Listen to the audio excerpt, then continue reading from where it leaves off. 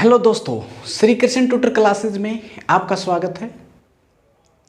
आज के सेशन की शुरुआत करते हैं, धासु क्वेश्चन के साथ शुरुआत करते हैं। चलिए क्वेश्चन पे चलते हैं। क्वेश्चन रहेगा हमारा, लोक लेखा समिति के लिए निम्न में से कौन सा कथन सही है। हमारे को 4 पॉइंट दिए गए हैं और इनमें से बताना है कि कौन कौन से पॉइंट हमारे सही हैं, कौन कौन से कथन हमारे सही हैं। चलिए बात करते हैं। पहला पॉइंट हमारा, इसमें लोकसभा से 10 से अधिक सदस्य नहीं होते और राज्यसभा से 7 से अधिक सदस्य नहीं होते। अगला पॉइंट है, कन्वेंशन के अनुसार विपक्ष का एक सदस्य इसके चेयरमैन के रूप में कार्य करेगा। थर्ड पॉइंट हमारा, ये राज्य निगम स्वायत्त एवं अर्ध स्वायत्त निकाय के आय और व्यय को दर्शाने वाले लेखा विवरण की जांच करता है। और फोर्थ पॉइंट हमारा, इस समिति की मियाद किसी भी समय 1 वर्ष से अधिक नहीं होती। तो चलिए बात करते हैं हम लोक लेखा समिति के बारे में। जब तक आपको सारे पॉइंट्स क्लियर नहीं होंगे, इस टाइप के क्वेश्चन आप सोल्व नहीं कर पाओगे। तो पहला हम बात ही कर लेते हैं।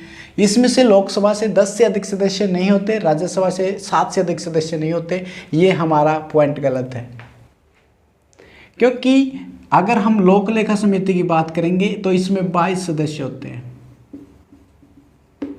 इसमें 22 सदस्य होते हैं, 15 सदस्य लोकसभा से और 7 सदस्य राज्यसभा से। तो इसका मतलब जो हमारा पहला पॉइंट है वो क्या हो गया, गलत हो गया। चलिए हम इसके बारे में बात कर लेते हैं। 15 सदस्य लोकसभा से, 7 सदस्य राज्यसभा से संसद के द्वारा चुने जाते हैं। ये इसको हम बात करें कि प्राक्कलन, इसे प्राक्कलन समिति की जुड़वा बहन माना है।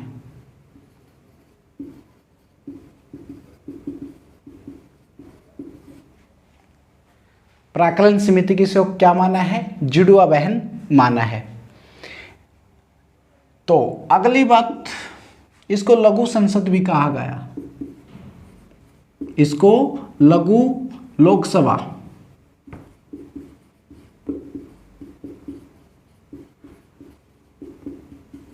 इसको लघु लोकसभा की भी संज्ञा दी गई है। तो इसका मतलब क्या हो गया, हमारा ये पॉइंट्स रॉन्ग हो गया। इससे रिलेटेड 3-4 पॉइंट ये हमारे बने।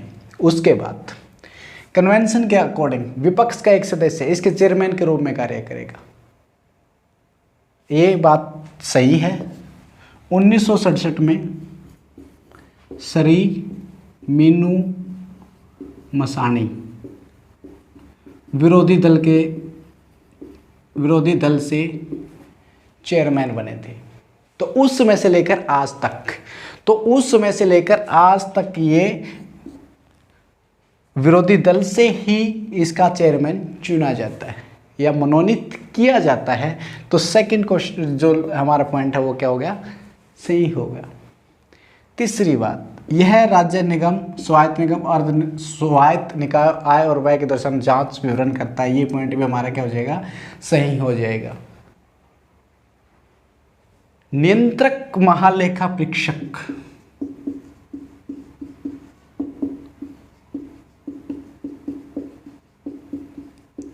नियंत्रक महालेखा परीक्षक के जो प्रतिवेदन है, नियंत्रक महालेखा परीक्षक के जो प्रतिवेदन है उनकी भी जांच करती है, ये उनका भी ऑडिट करती है, उनका भी जांच करती है। तो इसका मतलब ये पॉइंट भी हमारा सही है।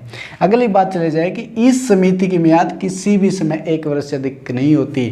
तो इस जो समिति का कार्यकाल होता है, इस समिति का जो कार्यकाल होता है वो कार्यकाल होता है 1 वर्ष। इस समिति का जो कार्यकाल होता है वो कितना होता है, 1 वर्ष। तो और पॉइंट देख लेते दोस्तों, इसमें और क्या क्या बनता है। जो इसका चेयरमैन है उसको जो मनोनीत करेगा, मनोनयन करेगा, वो कौन करेगा, लोकसभा अध्यक्ष।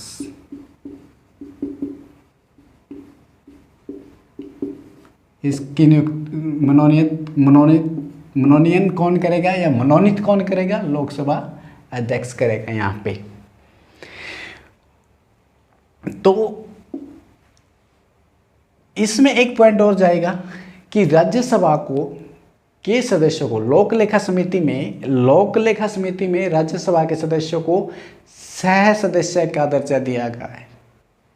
सह सदस्य का दर्जा दिया गया है, लेकिन वोट देने का अधिकार नहीं है। दोस्तों ये इंपॉर्टेंट बात है यहाँ पे कि लोक लेखा समिति में राज्यसभा के सदस्यों को सह सदस्य का दर्जा दिया गया है, परंतु वोट देने का अधिकार नहीं है। वोट देने का अधिकार नहीं है। एक पॉइंट और बनता है हमारे यहाँ पे, एक पॉइंट और बनता है। एक पॉइंट और क्या बनेगा इसका? एक पॉइंट ये बनेगा कि जो संसद है, इन सदस्यों का निर्वाचन एकल सकर्मणीय पद्धति के द्वारा होता है। एकल सकर्मणीय पद्धति के द्वारा होता है। कौन करता है? संसद। कौन करती है? संसद। तो ये था दोस्तों आज हमारा लोक लेखा समिति के बारे में पूरा निचोड़। तो ये जो क्वेश्चन पूछा गया था ये HCS में पूछा गया था, तो इसका आंसर हो जाएगा हमारा BCD। हमारे BCD ये 3 पॉइंट हमारे सही हैं, पहला पॉइंट हमारा गलत है। तो मैं उम्मीद करता हूं दोस्तों आप लोगों को समझ में आया होगा। जय हिंद, जय भारत।